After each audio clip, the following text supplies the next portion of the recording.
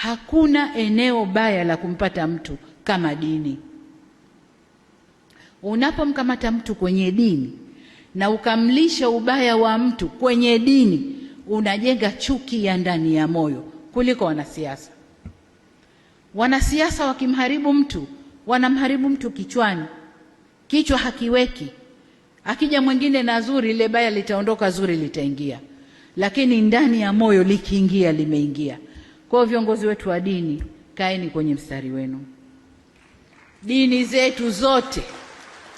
Dini zetu zote zinasema kila mamlaka imeletwa na Mungu. Kila mamlaka imeletwa na Mungu. Iwe kwenye mamlaka kuna mwanamke, iwe kwenye mamlaka kuna mwanamme, kila mamlaka imeletwa na Mungu. Na sababu ya Mungu kuleta mamlaka hayo, hakuna anojua duniani. Hakuna. Mungu peke yake ndo alikuwa anajua. Kwa nini Samia leo yuko hapa?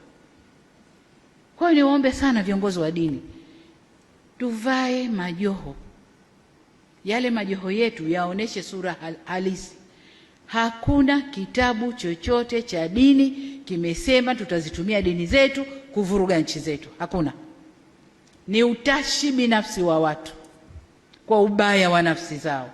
Kwa msivae majoho ya dini mkatengeneza utashi wenu binafsi kwa kupitia vivuli vya dini. Dini zote, niwaombe sana viongozi wa dini, tusimame, tusivuruge nchi yetu.